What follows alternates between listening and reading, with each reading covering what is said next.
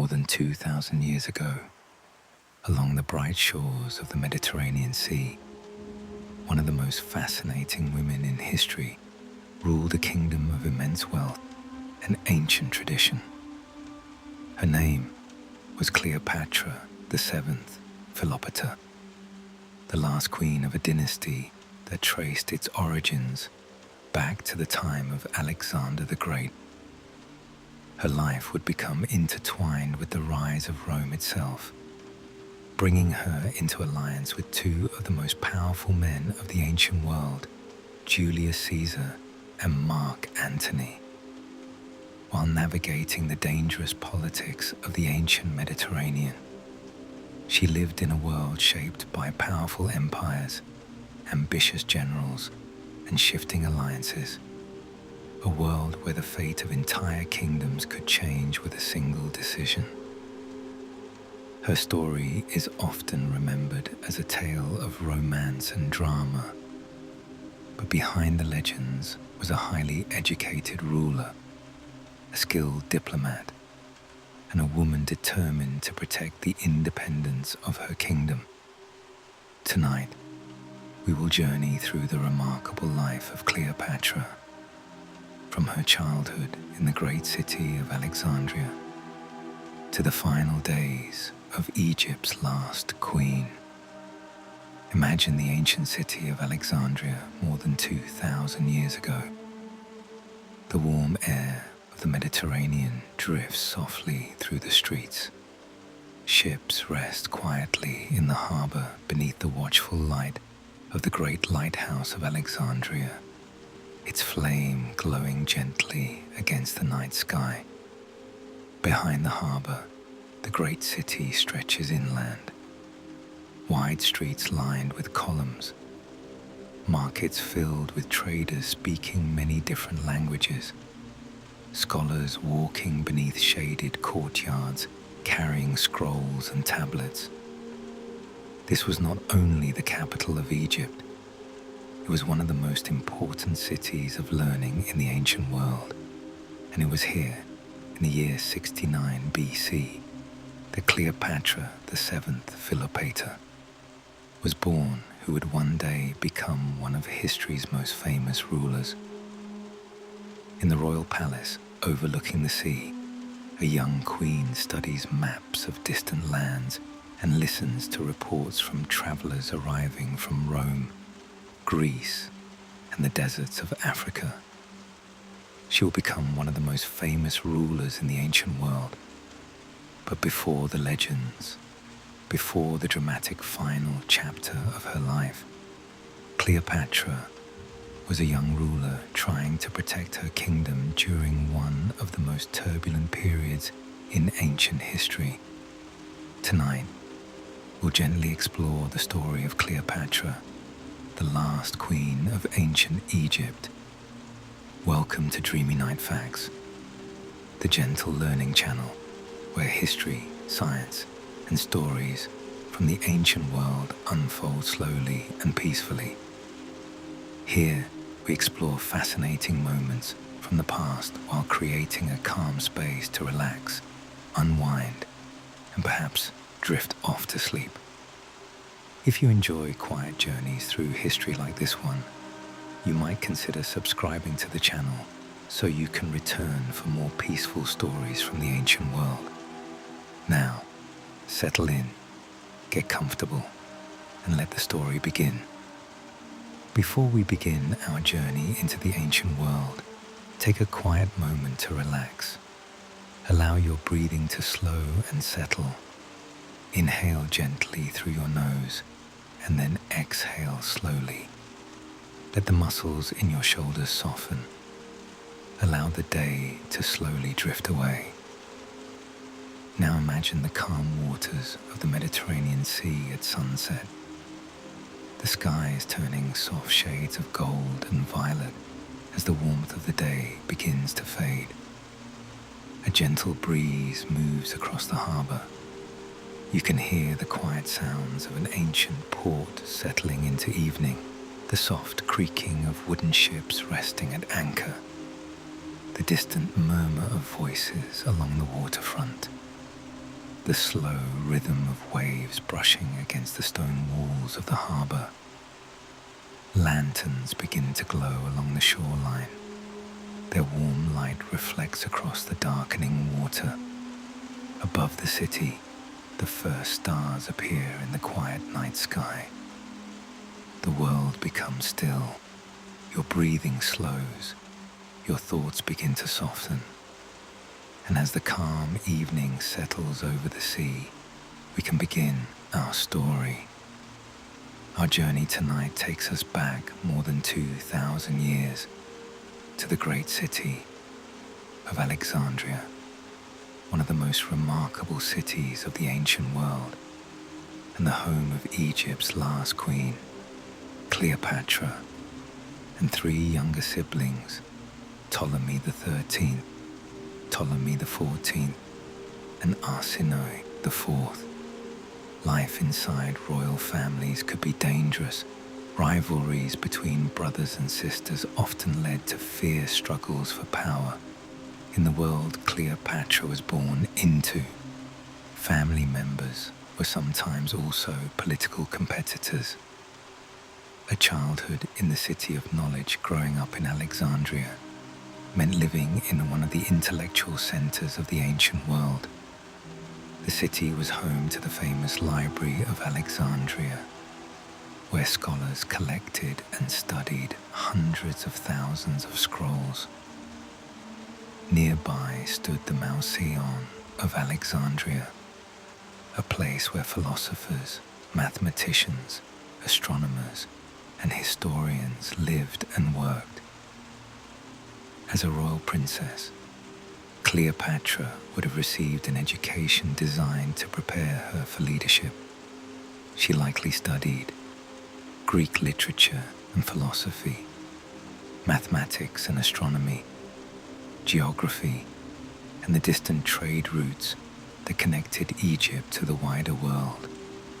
Rhetoric, the art of speaking persuasively. The city itself was a classroom. Ships arriving from distant lands brought stories of foreign cultures, languages, and customs. Merchants, travelers, and scholars filled the streets with ideas from across the ancient world. A queen who spoke many languages. One of the most remarkable things about Cleopatra, even from a young age, was her gift for languages. Most rulers of the Ptolemaic dynasty spoke only Greek, but Cleopatra is believed to have learned several languages, possibly including Egyptian, Hebrew, Aramaic, and others used in diplomacy and trade.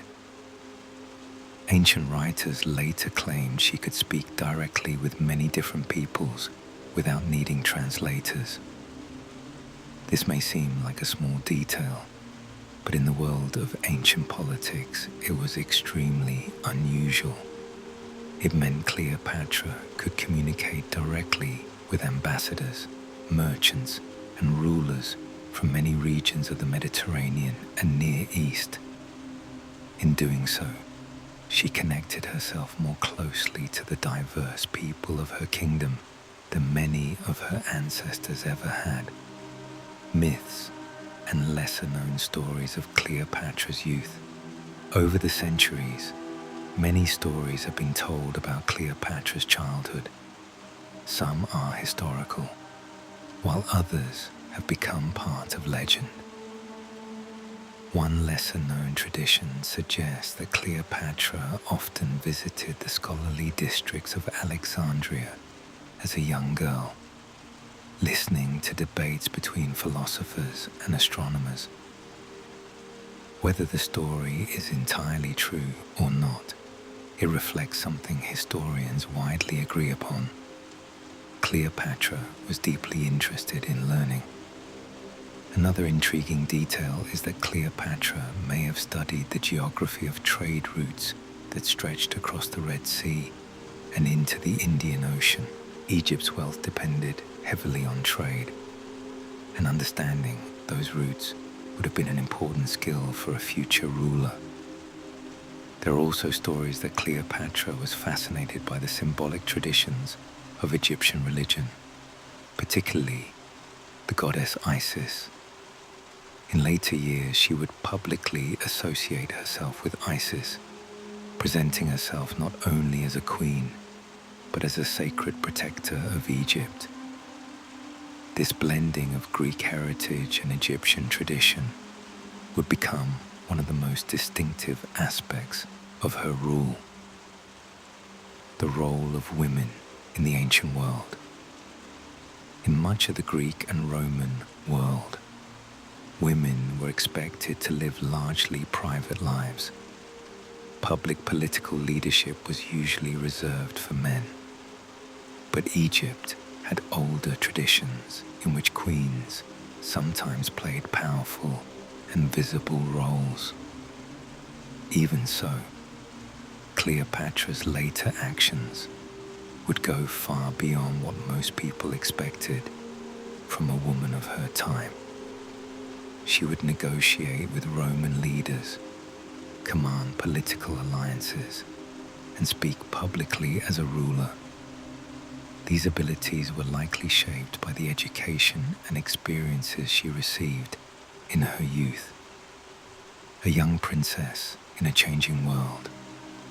As Cleopatra grew older, the Mediterranean world around her was changing. Rome was becoming the most powerful force in the region. Its armies and leaders were beginning to shape the future of many kingdoms. Inside the Palace of Alexandria, the young princess was quietly observing the delicate balance between Egypt's independence and Rome's growing influence. One day, she would have to navigate that world herself. But for now, Cleopatra remained a young member of a royal family, living in one of the most remarkable cities of the ancient world, a city of scholars, of ships and distant trade routes, of knowledge gathered from across the Mediterranean, and a city where the story of one extraordinary queen was only just beginning. As Cleopatra grew from childhood into her teenage years, the world around her was becoming increasingly unstable. The kingdom of Egypt was still wealthy and powerful, but its rulers now lived in the shadow of a rising superpower across the Mediterranean. That power was Rome. The Roman Republic had grown enormously strong through war and conquest. Roman generals and politicians were now deeply involved in the politics of many neighboring kingdoms. Egypt was no exception. Cleopatra's father, Ptolemy XII Auletes, ruled a rich land, but his position was fragile. Many people in Alexandria disliked him. They believed he relied too heavily on Roman protection and spent vast sums of Egypt's wealth paying Roman leaders to support his rule. Over time, resentment began to grow among the people of the city, and eventually that resentment erupted into open rebellion. The exile of a king. Around 58 BC, the political tensions in Alexandria reached a breaking point. Crowds filled the streets. Rival factions struggled for control. And in the chaos, Ptolemy XII was forced to flee the city. The king sailed away from Egypt and traveled to Rome, hoping to persuade the powerful leaders of the Republic to help him reclaim his throne. For Cleopatra, who was still a young teenager, this moment must have been deeply unsettling. The ruler of Egypt, her own father, had been driven from the kingdom, and the royal family left behind in Alexandria suddenly found themselves in a dangerous and uncertain position. A sister takes the throne. With the king gone, Cleopatra's older sister stepped forward to claim power. That sister was Berenice IV. Berenice declared herself queen and began ruling Egypt in her father's place. For the next several years, she attempted to govern the kingdom without him. Meanwhile, Cleopatra and the younger members of the royal family remained in Alexandria, quietly observing the shifting balance of power. These were formative years for Cleopatra. She was witnessing firsthand how quickly royal authority could collapse and how dangerous politics within the Ptolemaic dynasty could become. Rome decides the future. While events unfolded in Alexandria, Ptolemy XII was in Rome making desperate appeals for help. Rome was the center of power in the Mediterranean world, and its leaders had the ability to restore him to the throne. After several years of negotiations, bribes, and political maneuvering, the Roman government finally agreed to assist him. A Roman army was sent to Egypt. The forces marched toward Alexandria and defeated the supporters of Berenice. When Ptolemy XII returned to the city in 55 BC, he reclaimed his throne. The consequences for his daughter Berenice were severe. She was captured and executed for rebellion. It was a brutal reminder of how ruthless dynastic politics could be. Cleopatra learns the nature of power. For Cleopatra, these events were more than distant political struggles. They were lessons. She had seen a king overthrown by his own people. She had seen a sister seize the throne and then lose her life when power shifted again. The experience likely taught her something that would shape the rest of her life. In the world of royal politics, survival required intelligence, diplomacy, and careful alliances. These lessons would prove essential in the years to come. Because when Ptolemy XII died a few years later, Cleopatra herself would soon find that the throne of Egypt was anything but secure.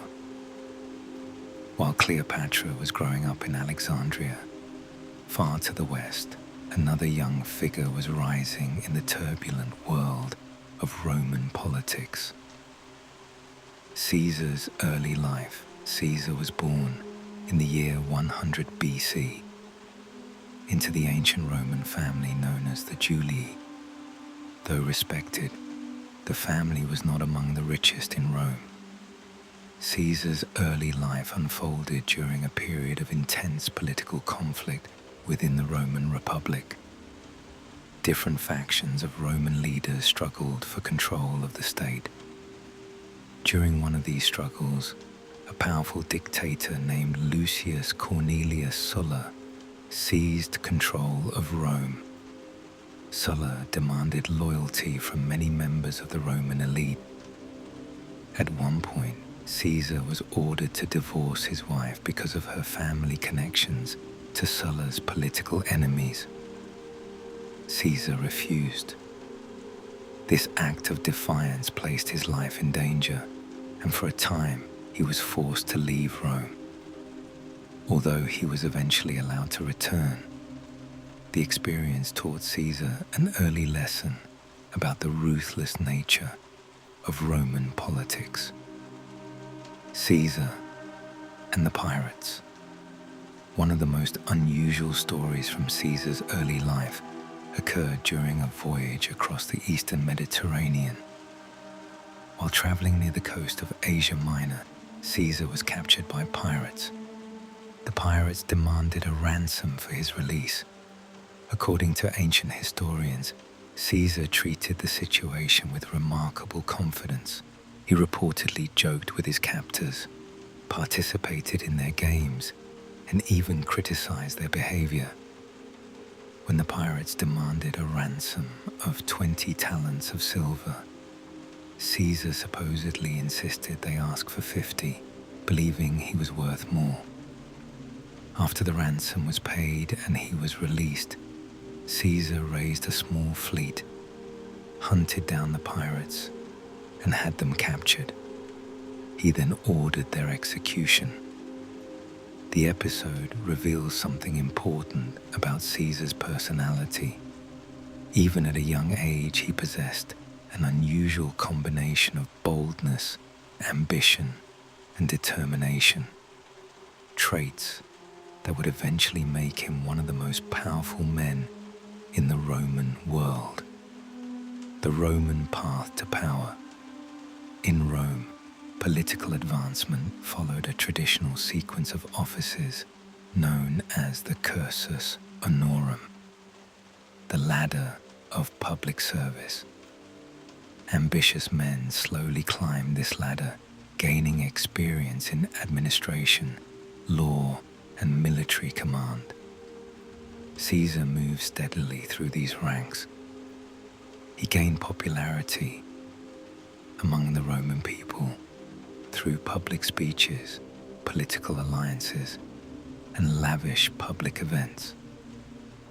But true power in Rome often came through military success, and Caesar would soon achieve that success on a massive scale. The conquest of Gaul. In 58 BC, Caesar was appointed governor of several Roman provinces along the northern frontier. These territories bordered a vast region known to the Romans as Gaul, roughly corresponding to modern France and surrounding areas. Over the next several years, Caesar led a series of military campaigns across this region.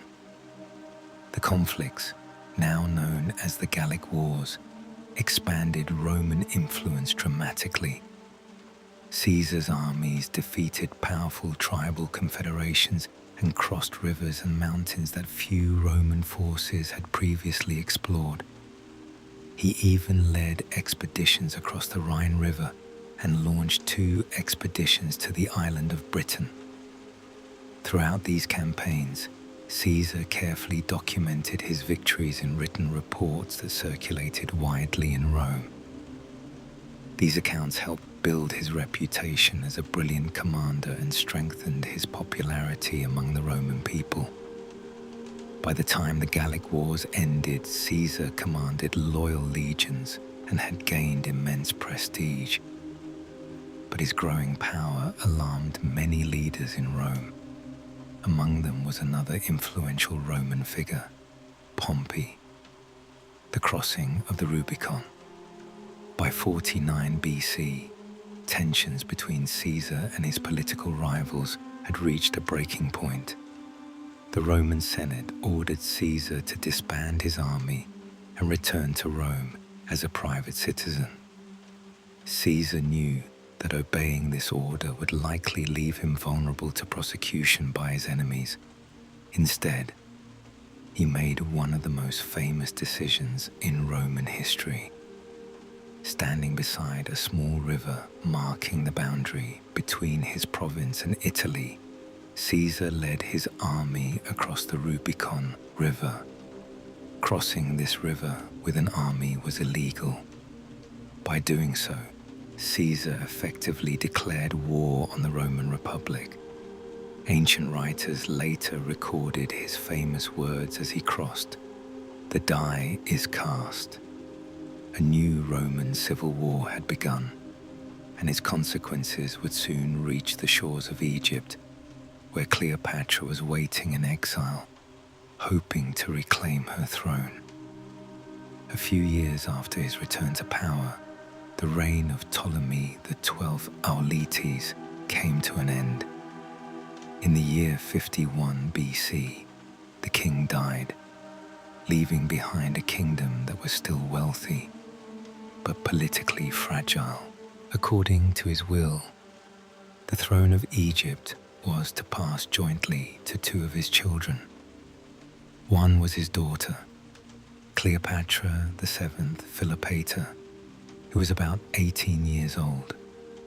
The other was her younger brother, Ptolemy XIII, who was only around 10 years old. As was traditional in the Ptolemaic dynasty, the two siblings were expected to rule together as co-monarchs. Royal brothers and sisters in this family were often married in order to maintain the purity of the royal bloodline and preserve the dynasty's authority.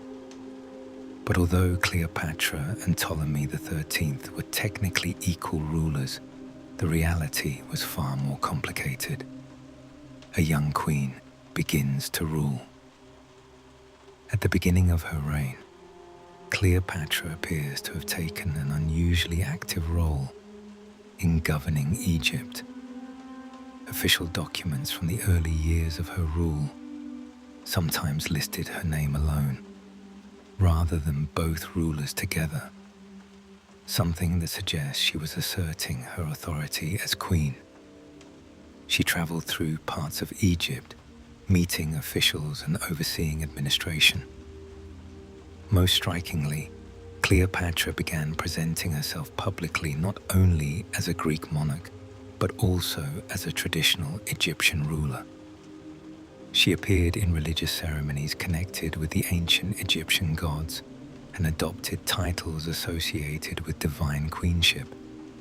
In particular, Cleopatra aligned herself symbolically with the goddess Isis, one of the most revered deities in Egyptian religion.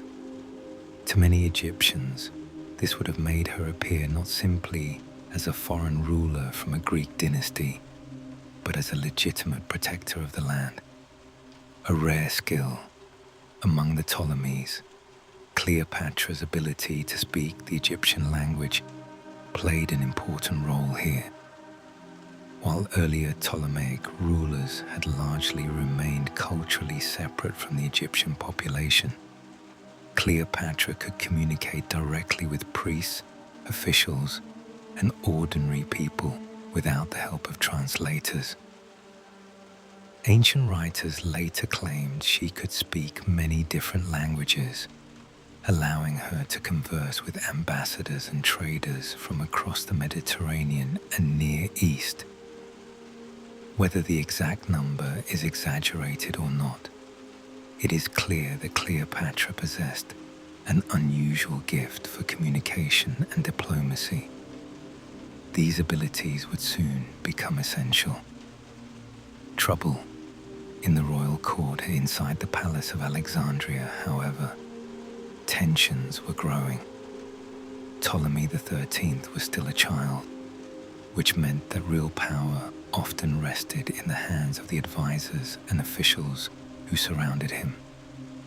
Several powerful court figures began influencing the young king and gradually turned him against his older sister. Among these figures were ministers and military leaders who feared Cleopatra's growing independence and influence. Within only a few years of their joint reign, the fragile partnership between the two rulers began to collapse. Political factions formed within the court. Supporters of Cleopatra and supporters of Ptolemy XIII began competing for control of the government, and eventually Cleopatra found herself forced into exile. Cleopatra in exile. Around 48 BC, Cleopatra was pushed out of Alexandria by her brother's supporters.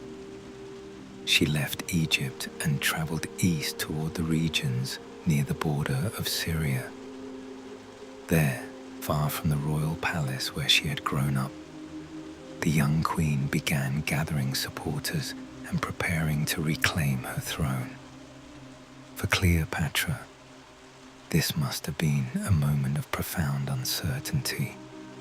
She had once ruled from the great city of Alexandria, a city filled with scholars, temples, and the towering lighthouse that guided ships from across the Mediterranean. Now she was a ruler without a kingdom. But history was about to take an unexpected turn. At that very moment, one of the most powerful men in the Roman world was sailing toward Egypt. His name was Julius Caesar, and his arrival would soon change Cleopatra's life and the future of Egypt forever. The year was 48 BC, and the city of Alexandria was once again filled with tension. And the future of Egypt. The young king, Ptolemy XIII, and his advisors controlled the palace and the government of Egypt. Cleopatra, the rightful queen, remained outside the city, gathering support and waiting for an opportunity to return. That opportunity soon arrived in an unexpected form. Across the Mediterranean world, a violent civil war had erupted within the Roman Republic. Two of Rome's most powerful leaders had turned against one another. One was Julius Caesar, the other was Pompey. Their conflict had drawn armies across the Roman world. After suffering defeat in battle, Pompey fled across the sea seeking refuge in Egypt, hoping that the young king Ptolemy XIII would offer him protection. But the king's advisors believed that helping Pompey would anger Caesar. So when Pompey arrived on the Egyptian coast, he was betrayed and killed. His severed head was presented to Caesar when the Roman general arrived in Alexandria shortly afterwards. The advisors believed this act would please him, but instead, Caesar was reportedly horrified. Pompey had once been his ally, and the brutal gesture shocked him. Now Caesar remained in Alexandria, determined to settle the political dispute between Cleopatra and her brother. Soon Cleopatra would learn of his arrival, and she would begin planning one of the most famous meetings in ancient history. Night had settled over the great city of Alexandria. The heat of the day had faded, and a gentle breeze moved in from the Mediterranean Sea. In the harbor, ships rested quietly against the stone quays. Their masts creaked softly as ropes shifted in the wind. Sailors from distant lands slept below deck after long voyages across the sea. Above the harbor, the tall tower of the lighthouse of Alexandria cast its guiding light across the dark water, just as it had done for generations of travelers. The city itself remained awake. In the markets near the harbor, late traders packed away their goods. Oil lamps flickered in narrow streets as small groups of people moved quietly between the colonnades. Alexandria was a city unlike any other in the ancient world. Founded centuries earlier by Alexander the Great, it had grown into one of the greatest centers of trade and learning in the Mediterranean. Scholars debated philosophy in shaded courtyards. Astronomers studied the stars from rooftop observatories, and within the great halls of the Library of Alexandria, countless scrolls recorded the knowledge of many civilizations. Yet beneath the calm appearance of the city, tension filled the air. Inside the royal palace district, Roman soldiers stood guard. Their commander, Julius Caesar, had arrived only days earlier. The outcome of a Roman civil war had brought him to Egypt, where he now found himself surrounded by a complicated political dispute between the young king Ptolemy XIII and his sister. That sister was Cleopatra. Not far from the city, Cleopatra waited with a small group of loyal supporters. The queen who had once ruled from the palace overlooking the harbor now found herself outside the walls of her own capital. Her throne had been taken from her. Her enemies controlled Alexandria. And yet, within the palace sat a man who might change everything. Julius Caesar. If Cleopatra could win his support, she might reclaim her kingdom, but entering the city openly would be dangerous. The guards loyal to her brother would never allow her to approach the palace gates. And so, Cleopatra began preparing a plan, a bold and risky plan that would soon become one of the most famous moments in ancient history. Before dawn arrived, the young queen would attempt to enter the palace in secret. And when she did, the future of Egypt would begin to change. As the night deepened over Alexandria, the harbor grew quieter. Only a few lanterns still flickered along the stone quays.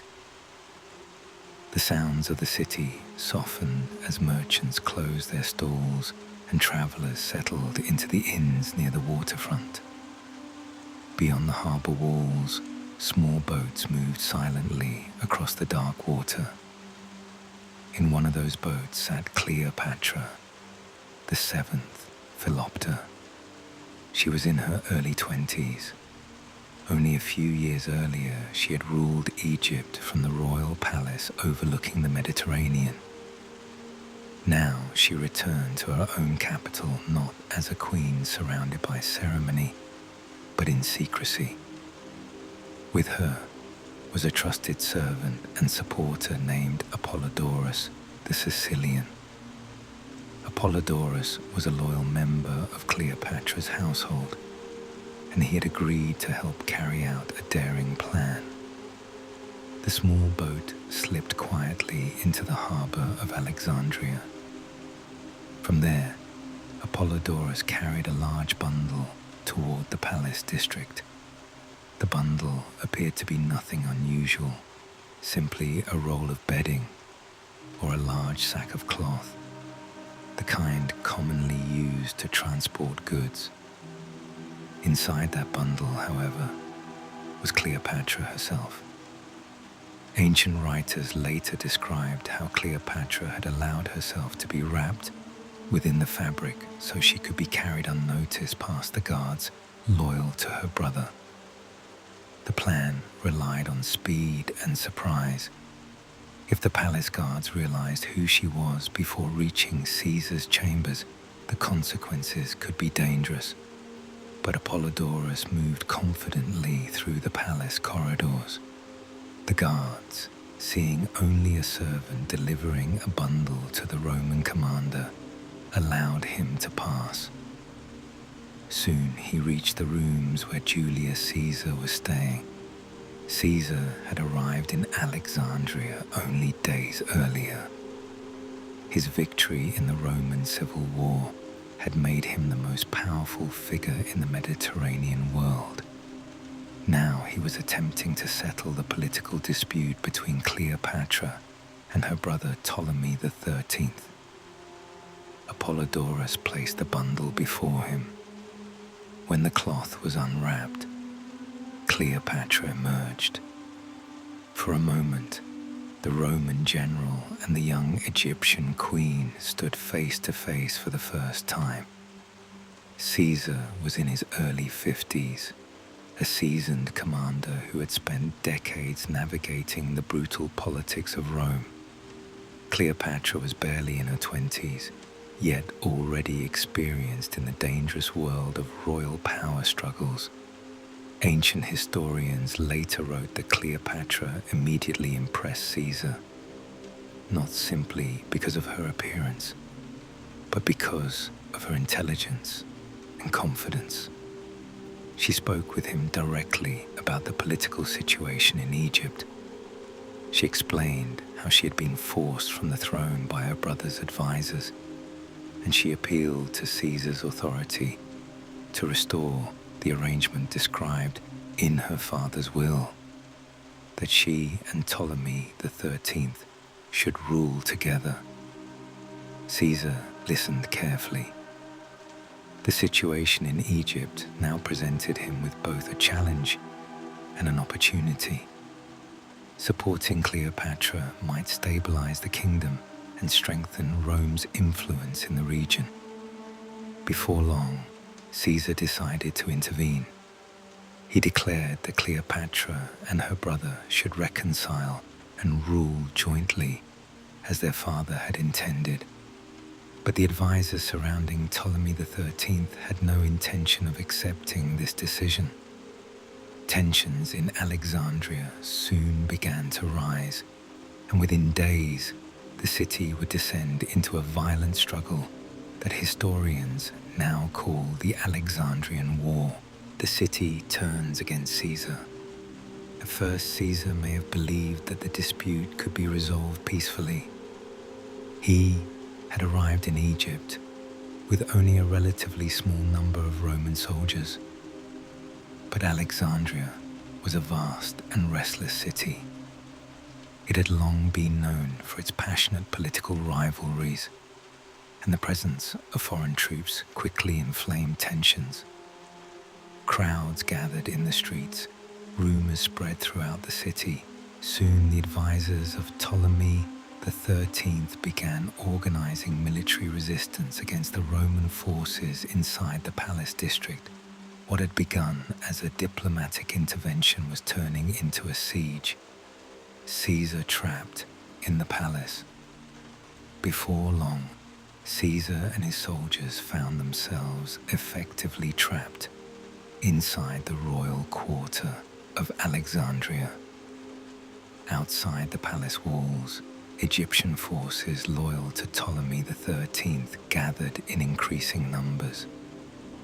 The narrow streets of the city became dangerous and unpredictable.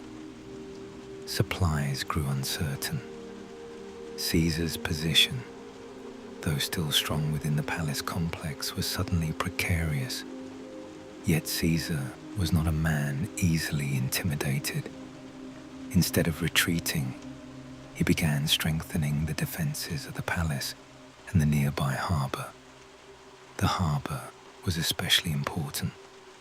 Control of the docks would allow Caesar to receive reinforcements and maintain communication with Roman allies elsewhere in the Mediterranean.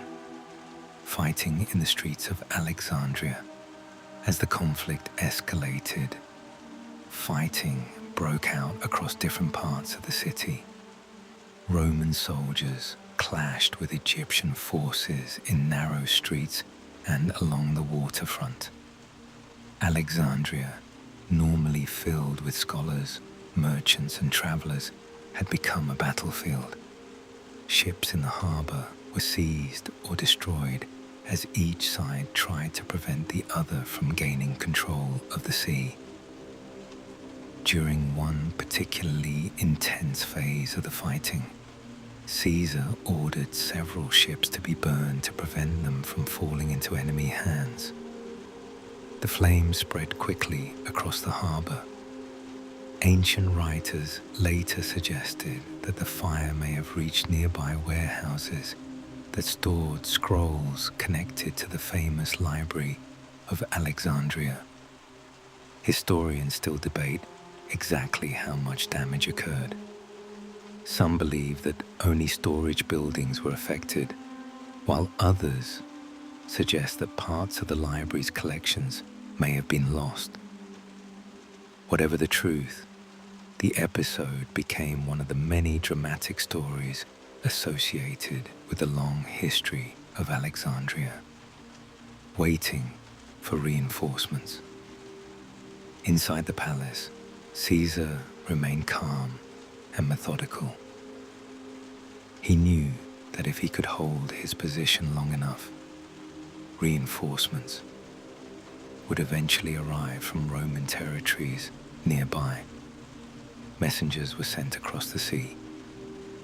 Meanwhile, Cleopatra remained within the palace complex alongside Caesar. For the young queen, the situation must have been both dangerous and extraordinary. Only weeks earlier, she had been an exile ruler. Now she stood at the center of a military struggle that would determine the fate of Egypt. The war expands. Eventually, Roman reinforcements began arriving from allied regions in the eastern Mediterranean. With these additional troops, Caesar was able to launch a series of counterattacks against the forces loyal to Ptolemy XIII. The fighting gradually spread beyond the streets of Alexandria into the surrounding countryside. Battles were fought along canals, rivers, and open plains near the Nile. The conflict that had begun as a palace dispute had grown into a wider war for control of Egypt. The fate of Ptolemy XIII in 47 BC. The struggle finally reached its decisive moment. The army supporting Ptolemy XIII attempted to retreat across the Nile River after suffering defeat in battle. During the chaotic retreat, the young king attempted to escape by boat. Ancient accounts describe how the vessel carrying him became overloaded as soldiers crowded aboard in panic. The boat capsized in the river. Ptolemy XIII drowned in the Nile. With his death, the resistance against Caesar collapsed. Cleopatra restored the war had come to an end. And once again, Cleopatra stood as the undisputed ruler of Egypt. To maintain the traditions of the Ptolemaic dynasty, she formerly ruled alongside another younger brother, Ptolemy XIV. But it was clear that Cleopatra now held the true authority. Her alliance with Caesar had secured her throne, and for the moment, peace returned to Egypt. Yet the relationship between Cleopatra and Caesar was no longer purely political. Over time, their alliance deepened into something more personal, a connection that would continue to shape the future of Egypt and soon alter Cleopatra's place in the wider Roman world. Before we continue our journey, take a quiet moment to relax again. Allow your breathing to slow. Inhale gently, and then exhale slowly. Imagine standing beside the Mediterranean Sea at night. The air is warm and calm.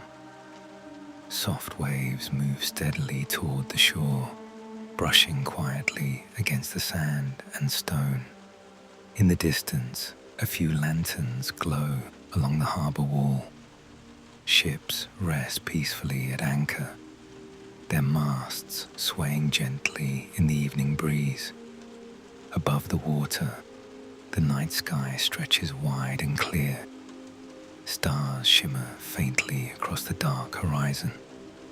For a moment, there is nothing to do, nowhere to hurry, just the quiet rhythm of the sea and the soft movement of the night air. Let your thoughts drift gently, like ships moving slowly across calm waters. And when you're ready, we can continue our story. Egypt at peace. For a time, Egypt entered a period of relative calm. The great city of Alexandria resumed its familiar rhythms. Ships from across the Mediterranean once again filled the harbor. Merchants unloaded goods from distant lands, grain from the Nile Valley, spices from Arabia, glassware, and textiles from Greece and Syria. Scholars returned to their work in the courtyards near the Library of Alexandria, studying mathematics, astronomy, and philosophy beneath shaded colonnades. Life in the capital slowly returned to its ordinary pace. Yet the recent war had changed Cleopatra's position in subtle ways. Her alliance with Julius Caesar had secured her throne, but it had also drawn Egypt more closely into the political orbit of Rome.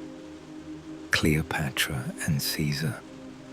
During this time, Cleopatra and Caesar spent several months together in Egypt. Ancient historians describe how the two traveled along the Nile River aboard luxurious royal vessels. These journeys allowed Caesar to witness the vast agricultural wealth of Egypt, the fertile lands nourished each year by the flooding of the Nile. The river had sustained Egyptian civilization for thousands of years, and it remained the foundation of the kingdom's prosperity. For Caesar, the voyage also offered a glimpse into the ancient traditions and monuments of Egypt, temples carved in stone, cities that had stood for centuries, a civilization whose history stretched far deeper into the past than that of Rome. The birth of Caesarion. In the year 47 BC, Cleopatra gave birth to a son. The child was named Ptolemy the 15th Caesar, though he was more commonly known simply as Caesarion. Cleopatra presented the child as the son of Julius Caesar. Whether Caesar publicly confirmed this claim in Rome remains uncertain, but within Egypt the child was widely accepted as his son. For Cleopatra, Caesarion represented something more than a royal heir. He symbolized a connection between Egypt and the most powerful leader of the Roman world. Soon after his birth, Cleopatra elevated the child as her co-ruler, following the traditions of the Ptolemaic dynasty. Images and inscriptions began portraying mother and son together as the rulers of Egypt, Cleopatra as the living Isis. During these years, Cleopatra also strengthened her image as a divine protector of Egypt. In Egyptian religious tradition, the goddess Isis represented motherhood, protection, and royal authority. Cleopatra began associating herself closely with this ancient deity. In temple ceremonies, she appeared dressed in symbolic clothing linked to Isis, presenting herself as both queen and sacred guardian of the land. This connection between ruler and goddess had deep roots in Egyptian culture. By embracing it, Cleopatra was able to unite the Greek heritage of the Ptolemaic dynasty with the spiritual traditions of the Egyptian people. Cleopatra travels to Rome. Not long after the birth of Caesarion, Cleopatra made a remarkable journey. She traveled across the Mediterranean to visit Caesar in Rome itself. For the citizens of Rome, the arrival of the Egyptian queen was a source of great curiosity. Rome had conquered many lands, but it rarely hosted the monarchs of those kingdoms within the city. Cleopatra stayed in one of Caesar's villas outside Rome, while she and her young son remained under his protection. Her presence fascinated many Romans. The Queen of Egypt, wealthy, intelligent, and surrounded by unfamiliar customs, seemed to embody the mysterious wealth of the Eastern Mediterranean. Yet her presence also stirred unease. Some Romans feared that Caesar's growing power, combined with his relationship with Cleopatra, might signal a dangerous shift toward monarchy. These tensions were already building within the Roman Republic, and before long, they would erupt into one of the most famous events in ancient history: the assassination of Julius Caesar. During the time that Cleopatra the 7th Philopatra lived in Rome, with her young son Ptolemy the 15th Caesar, the Roman Republic was entering one of the most uncertain periods in its long history. At the center of these tensions stood Julius Caesar. After years of civil war, Caesar had emerged as the most powerful individual in the Roman world. His military victories had brought vast territories under Roman control, and his political influence had grown steadily. Eventually, the Roman Senate granted him the title of dictator for life. To some Romans, Caesar appeared to be restoring order after years of conflict.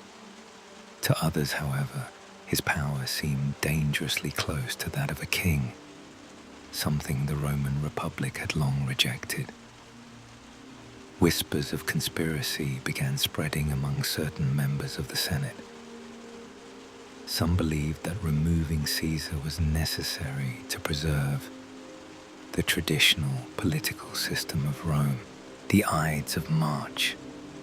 On the morning of March 15, in the year 44 BC, Caesar walked toward the Senate chamber. The date would later become famous in history as the Ides of March. Inside the Senate building, a group of conspirators waited. Among them were men who had once been Caesar's allies. One of the most well-known was Marcus Junius Brutus. As Caesar entered the chamber, the senators gathered around him under the pretense of presenting a petition. Suddenly, the conspirators drew their knives. In the chaos that followed, Caesar was struck many times. The powerful leader who had dominated Roman politics for years collapsed on the floor of the Senate. The assassination sent shockwaves through the city. Rome, which had hoped to escape the turmoil of civil war, now faced even deeper uncertainty. Cleopatra leaves Rome.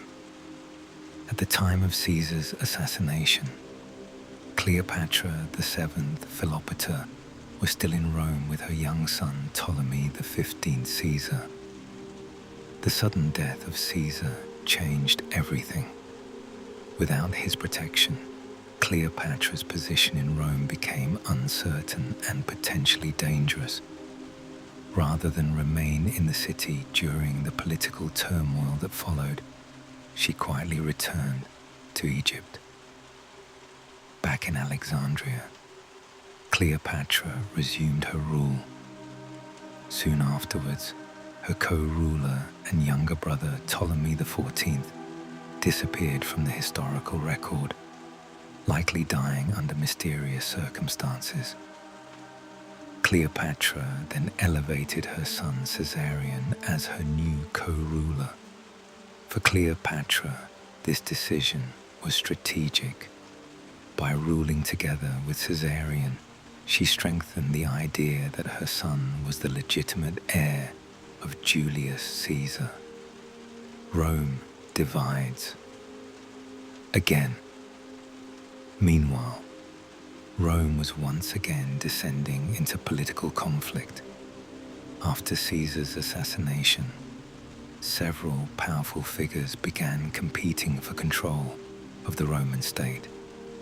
Among them were three men who would soon dominate Roman politics: Mark Antony, one of Caesar's most trusted commanders; Octavian, Caesar's young adopted heir; and Marcus Lepidus, another influential leader.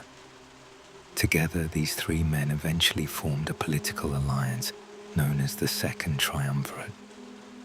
They divided control of the Roman territories among themselves.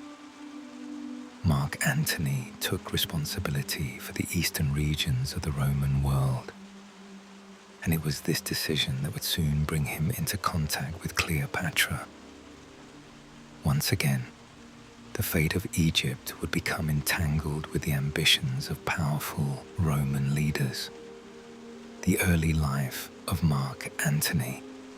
Mark Antony was born in 83 BC into a respected Roman family. Like many young men of the Roman elite, he was raised in a world where public service, military achievement, and political ambition were deeply intertwined. Yet Antony's early years were not always marked by discipline. Ancient historians describe him as energetic, charismatic, and fond of excitement.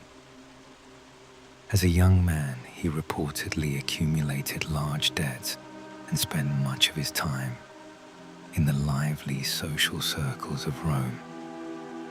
These stories, though sometimes exaggerated by later writers, suggest that Antony possessed a bold and restless personality. Eventually, he chose to pursue a military career. This decision would change the direction of his life. Antony, the soldier. Antony first gained significant experience while serving in Roman military campaigns in the Eastern Mediterranean. There, he developed a reputation as a capable cavalry commander. His courage in battle and his ability to inspire loyalty among soldiers quickly attracted attention. It was during these years that Antony's path began to intersect with that of Julius Caesar. Caesar recognized Antony's talents and brought him into his circle of trusted officers. When Caesar launched his campaigns in Gaul, Antony served alongside him and proved himself a valuable ally. Their partnership grew stronger over time. By the time the Roman civil war erupted between Caesar and Pompey, Antony had become one of Caesar's most dependable supporters. Antony, during the civil war.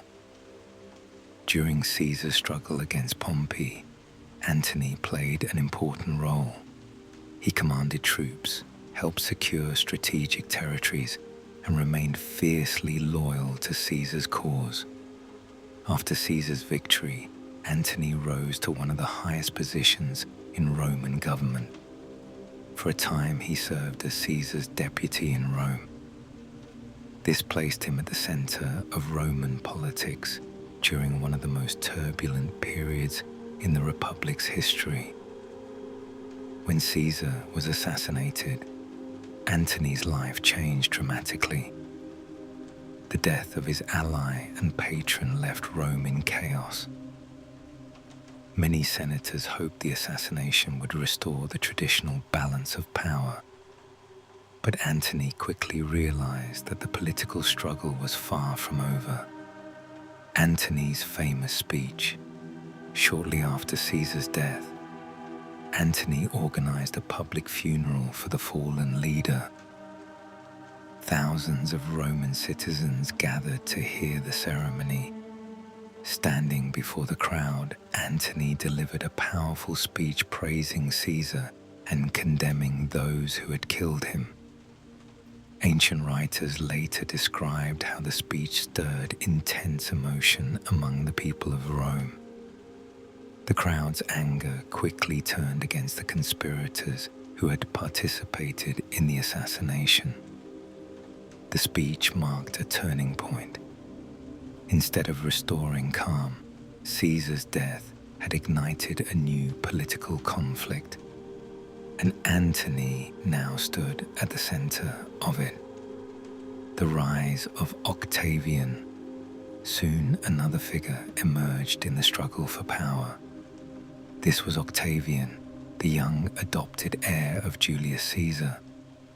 Though only 19 years old, Octavian possessed remarkable political skill and determination.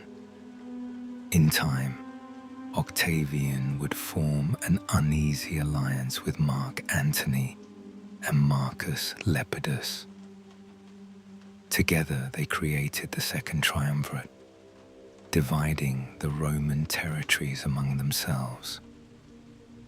Antony took control of the eastern provinces, and this decision would eventually bring him into closer contact with Cleopatra, the Eastern Mediterranean. As Antony traveled east to organize the Roman territories under his authority, he began reviewing the loyalty of the kingdoms allied with Rome. Egypt, ruled by Cleopatra, was among the most important of these allies. Antony therefore sent a message requesting that Cleopatra come to meet him in the city of Tarsus. For Cleopatra, this invitation carried enormous significance. The future of a kingdom might depend on the outcome of this meeting. And so she began preparing a journey that would soon become one of the most famous diplomatic encounters of the ancient world. A meeting that changed history. In 41 BC, Mark Antony summoned Cleopatra to meet him in the city of Tarsus in what is now southern Turkey. He wished to question her about Egypt's loyalty during the recent Roman conflicts. Cleopatra's arrival. Ancient historians describe how Cleopatra traveled to Tarsus aboard a magnificent royal ship. As the vessel moved slowly along the river toward the city, its appearance attracted the attention of people gathered along the riverbanks. The ship's sails were said to be made of rich purple fabric, a color associated with royalty. Golden ornaments reflected the sunlight across the water. Perfumes drifted through the air as musicians played softly on the deck. Cleopatra herself appeared reclining beneath a canopy, surrounded by attendants dressed in elaborate clothing. According to ancient writers, she presented herself in the style of the Egyptian goddess Isis. The entire scene had been carefully arranged. Cleopatra understood that spectacle could be a powerful tool in diplomacy. By the time the ship reached the city, much of Tarsus had gathered along the river to witness the remarkable arrival. Antony meets Cleopatra. Mark Antony was intrigued. Rather than summoning Cleopatra to his residence, he accepted her invitation to dine aboard the royal vessel. When the two finally met, they quickly discovered that they shared certain qualities. Both possessed strong personalities, both were skilled in politics, and both enjoyed the pleasures of conversation, celebration, and display. Ancient historians later wrote that Cleopatra impressed Antony not only with her appearance, but also with her intelligence. She was known for her ability to speak several languages and to discuss matters of politics and culture with ease. Antony, who had spent much of his life campaigning with Roman armies, may have found the sophisticated atmosphere of Cleopatra's court both fascinating and refreshing. Their meeting soon developed into a close alliance, one that was both political and personal. Two very different lives. At first glance, Antony and Cleopatra came from very different worlds. Antony was a Roman nobleman and military commander who had spent much of his life campaigning with armies. He was known for his bravery in battle, but also for his love of celebration and luxury. Cleopatra, on the other hand, had grown up in the intellectual atmosphere of Alexandria, surrounded by scholars, diplomats, and merchants from across the Mediterranean. Yet despite these differences, the two quickly formed a strong connection. Ancient writers often describe Cleopatra as charming and highly intelligent, able to hold conversations on politics, philosophy, and culture with ease. Antony seems to have admired her confidence and wit as much as her beauty, and Cleopatra recognized that Antony could provide something equally valuable: protection for Egypt in an increasingly Roman-dominated world. When Mark Antony sent word requesting that Cleopatra VII Philopata come to meet him in the city of Tarsus, the invitation carried great political importance. Antony was now responsible for the eastern territories of the Roman world. He expected the rulers of those regions to demonstrate their loyalty and cooperation.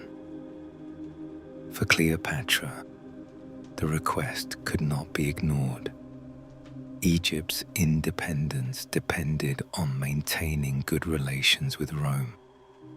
Yet Cleopatra understood that diplomacy could take many forms. Simply arriving as a ruler answering a summons would not be enough. Instead, she prepared an entrance designed to leave a lasting impression. Antony travels to Alexandria. After their meeting in Tarsus, Antony eventually traveled to Alexandria as Cleopatra's guest.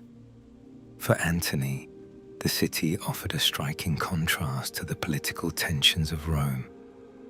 Alexandria was a place of music, theatre, learning, and celebration.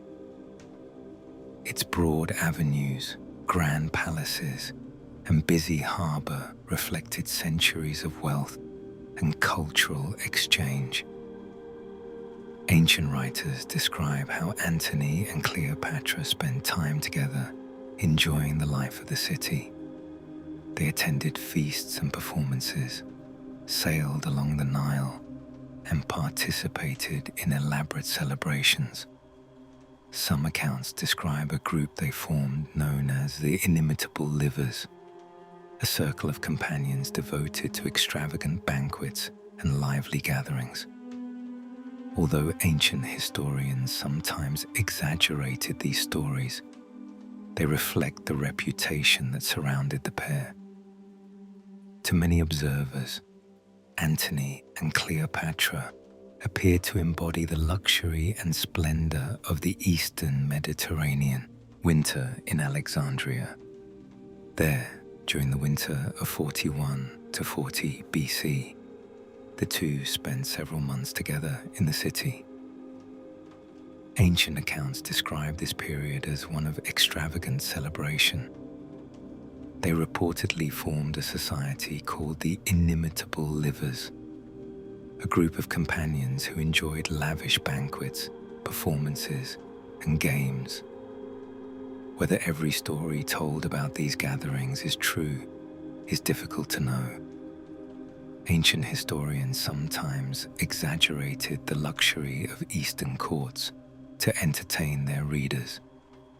But it is clear that Antony was captivated by the atmosphere of Alexandria, a city filled with music, theatre, and learning. For Cleopatra, Alexandria was more than a place of pleasure. It was her center of power. And here she could present herself not only as Antony's companion, but as the ruler of one of the richest kingdoms in the Mediterranean.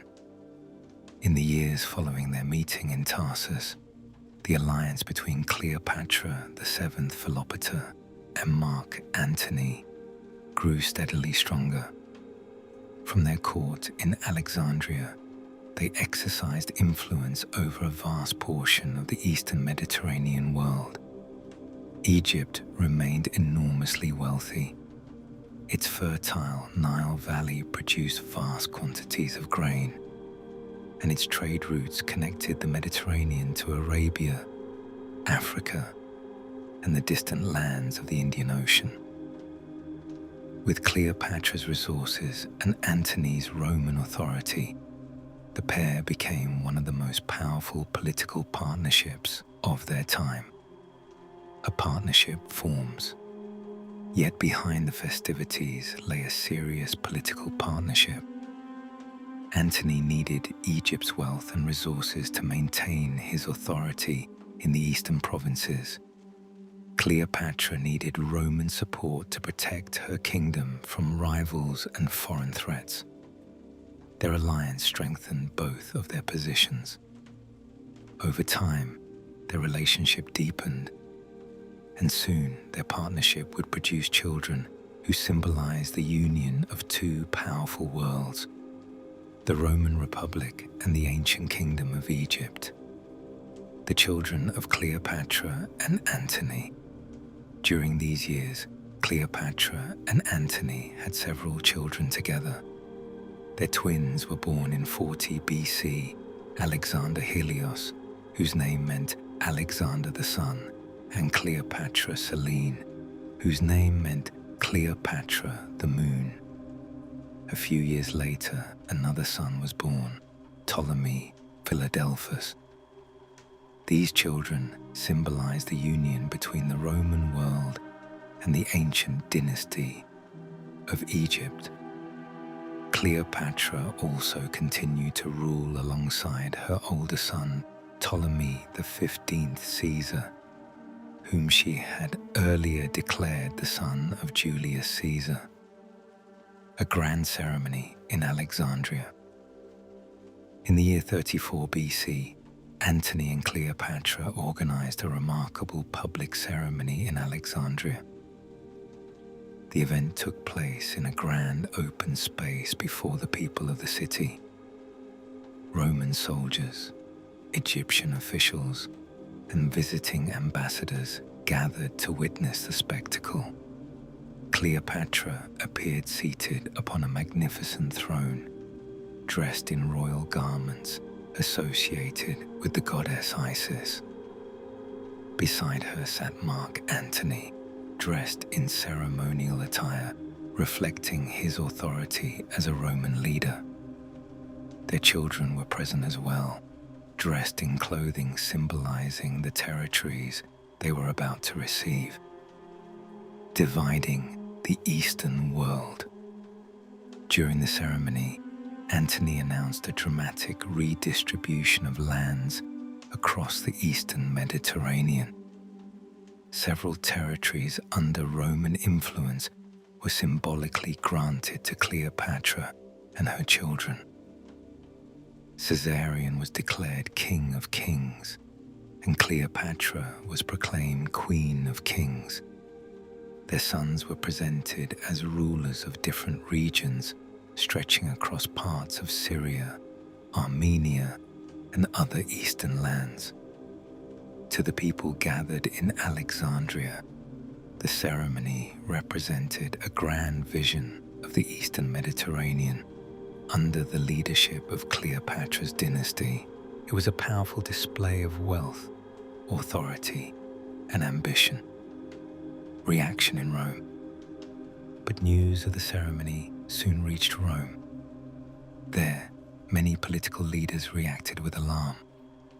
Among Antony's rivals, one figure in particular saw an opportunity. His name was Octavian.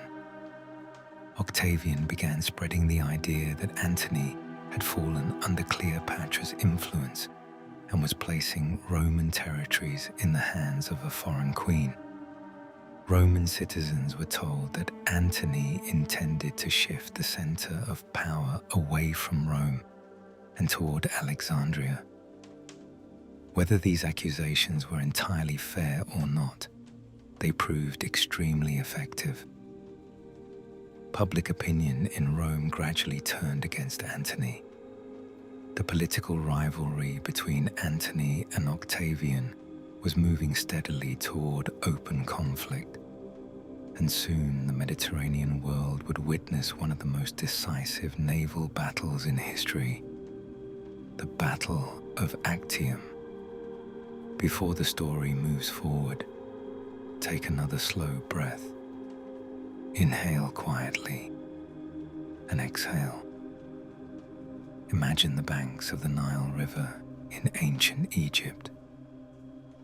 The sun is beginning to set beyond the distant desert hills. Golden light spreads across the wide river. Tall reeds sway softly along the water's edge. In the distance, a small wooden boat glides slowly across the river, its sail catching the last warm light of the day. Birds circle quietly above the water. The air is still and peaceful. For thousands of years, The Nile has flowed steadily through this land, bringing life and calm to the valley.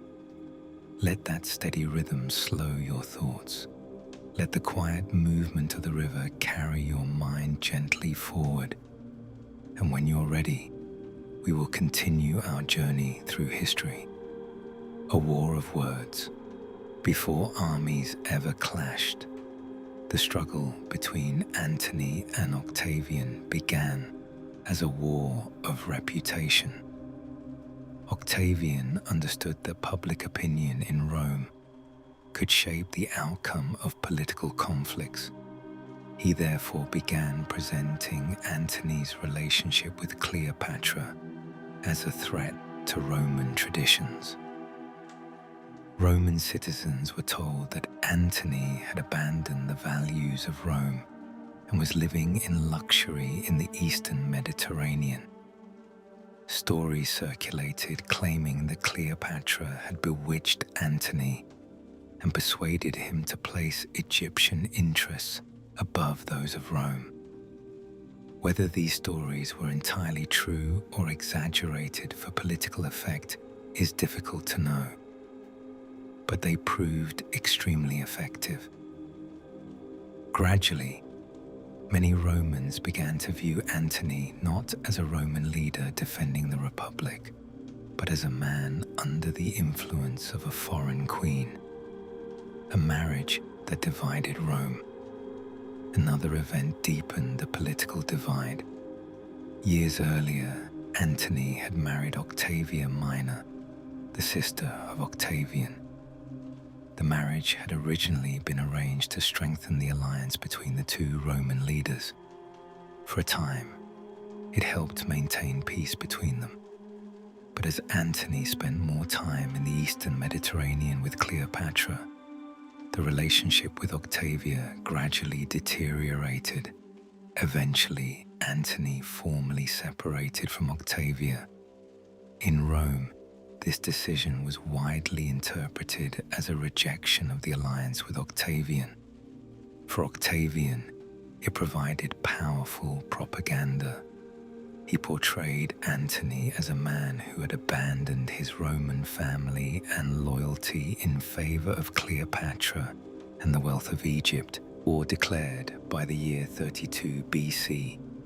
The political conflict between Antony and Octavian had become impossible to resolve peacefully.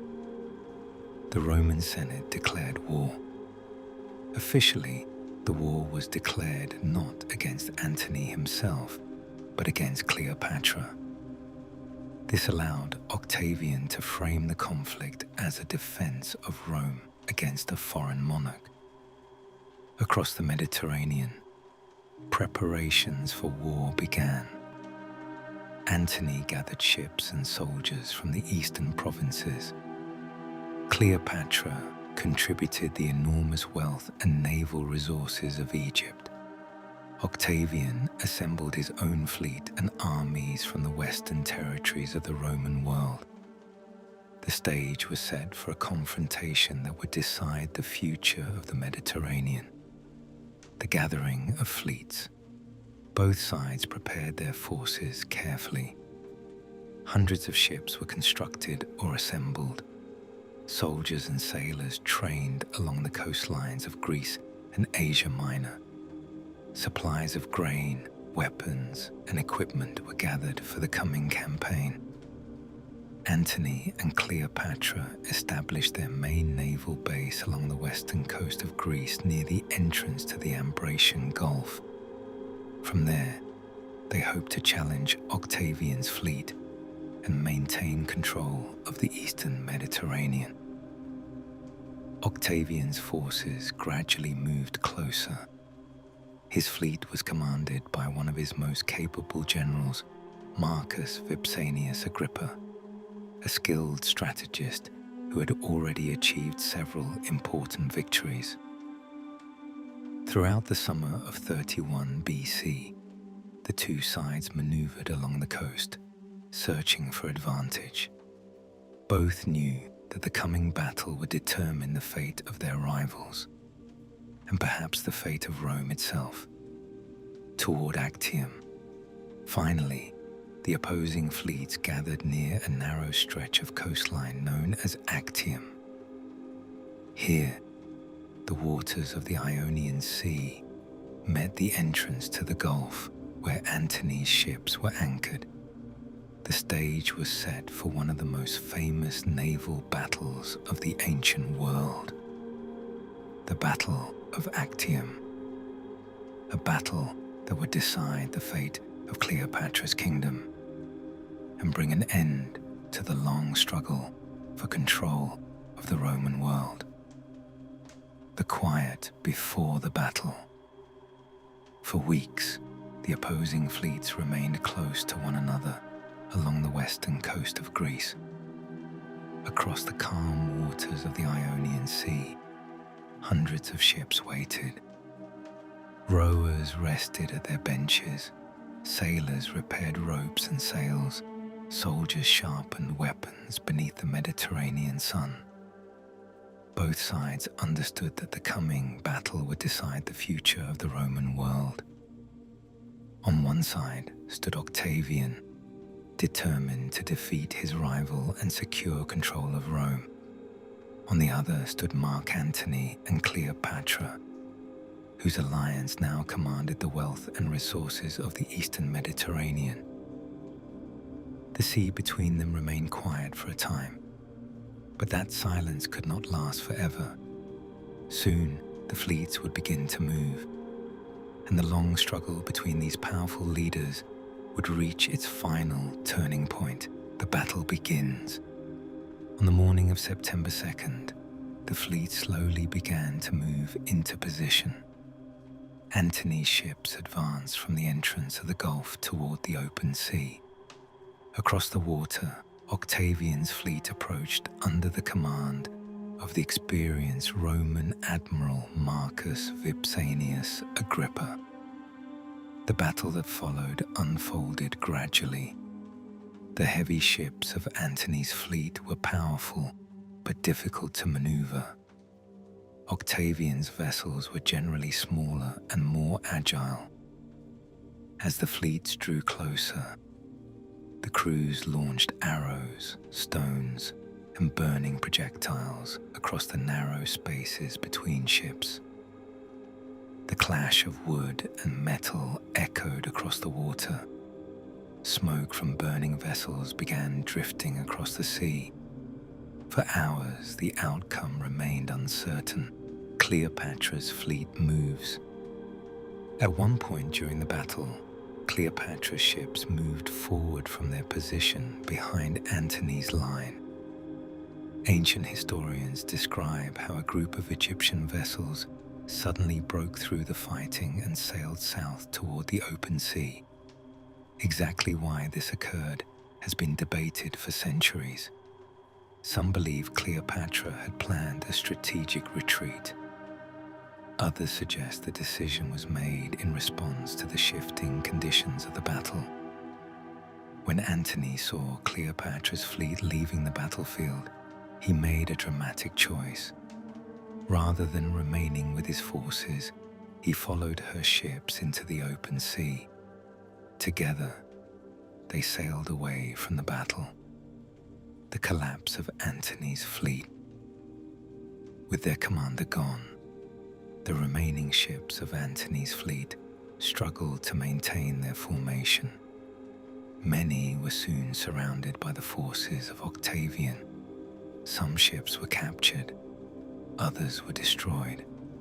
By the end of the day, the battle had turned decisively in Octavian's favor. The Battle of Actium had effectively decided the struggle for power in the Roman world. Octavian emerged as the clear victor. Before we continue the story, allow yourself another moment of calm. Take a slow breath in and let it fall gently away. Now imagine the ancient city of Alexandria long after sunset. The busy markets of the day have grown quiet. Lanterns glow softly along the stone streets. The harbor lies calm beneath the dark sky. A few ships rest quietly beside the docks, their reflections drifting across the water. From somewhere in the distance comes the faint sound of the sea touching the shore. High above the city, the stars appear one by one in the cool night sky.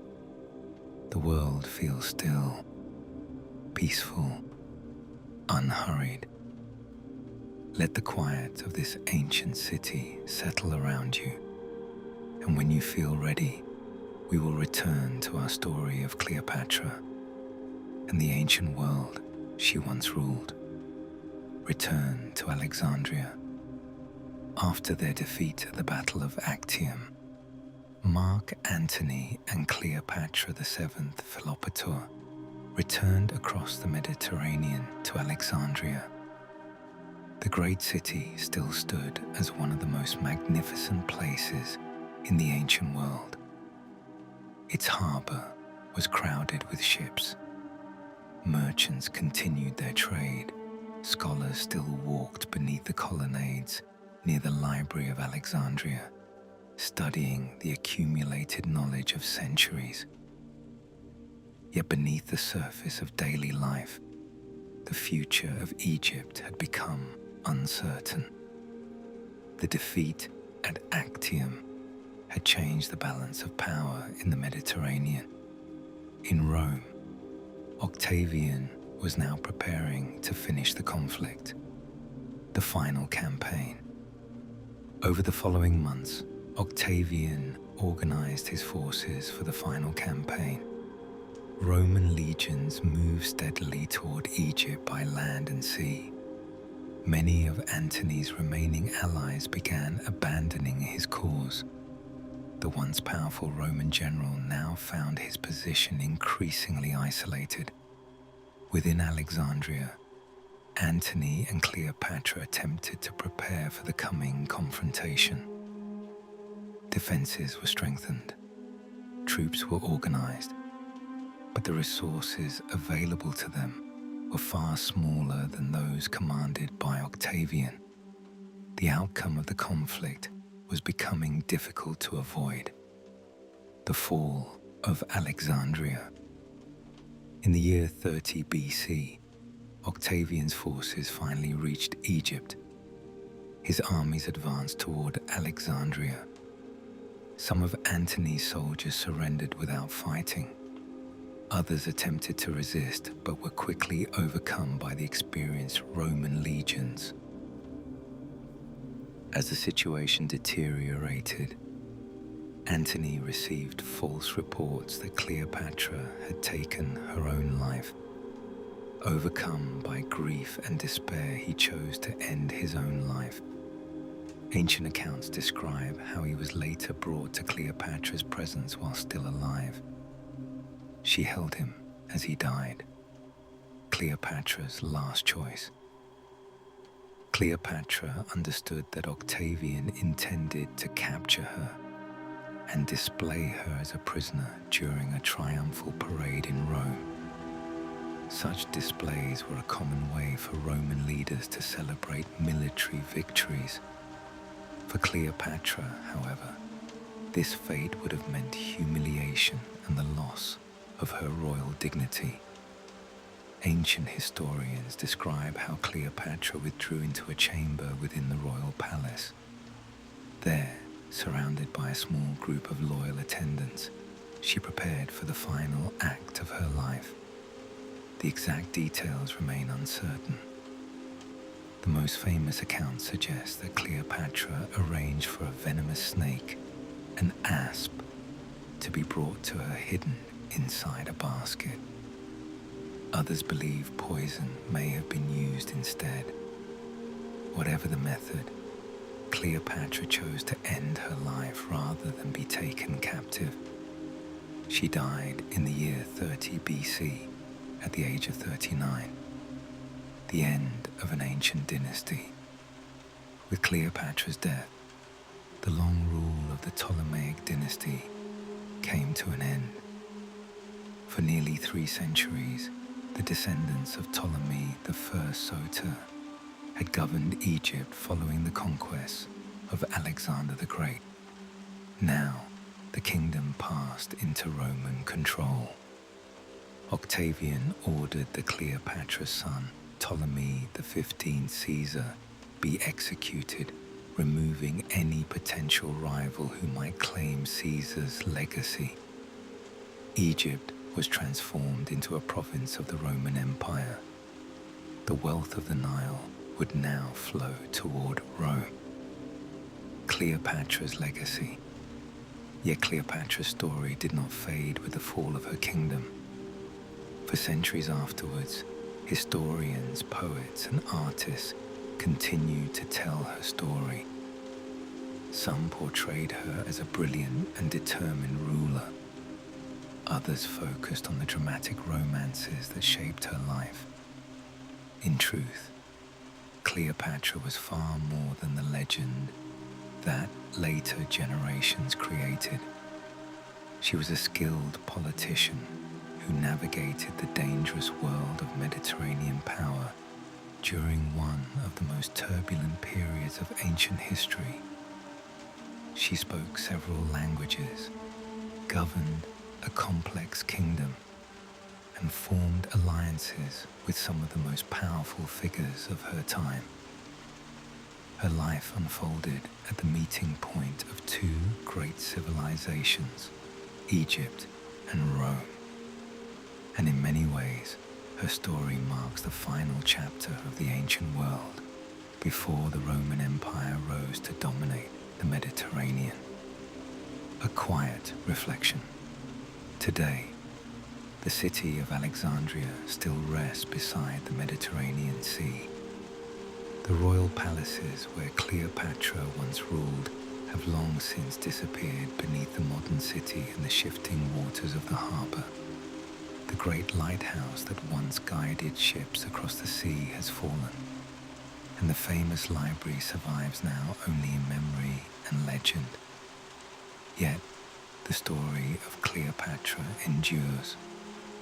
A queen raised among scholars and philosophers, a ruler who spoke many languages and navigated the dangerous politics of her time, a woman whose life became intertwined with the fate of empires. Her story unfolded at the meeting point of two great worlds, Egypt and Rome, and in many ways, her life marks the final moment before the ancient Mediterranean entered a new age under the Roman Empire. Tonight, if one stands beside the harbor of Alexandria and listens to the quiet movement of the sea, it is easy to imagine the distant echoes of that ancient city, the voices of merchants in the markets, the quiet rustling of scrolls in the great library, the soft lantern light drifting across the water, and somewhere beyond the centuries, the memory of Egypt's last queen. And now, our journey through the ancient world slowly comes to an end. The story of Cleopatra, Egypt's last queen, has traveled across centuries of history, from the great libraries and palaces of Alexandria to the powerful courts of Rome, and finally to the quiet shores of the Mediterranean, where her story reached its final chapter. But tonight, the ancient world grows quiet again. The harbors are still. The lanterns along the waterfront burn softly in the evening air, and the calm waters of the Mediterranean continue their gentle rhythm beneath the stars. If you are still awake, thank you for spending this peaceful time here on Dreamy Night Facts. And if you have already drifted into sleep, then the story will simply fade softly into the night. For now, allow your mind to rest. Let the sounds of the sea grow distant. Let the quiet of the ancient world settle around you. And may your night be calm and restful. Good night.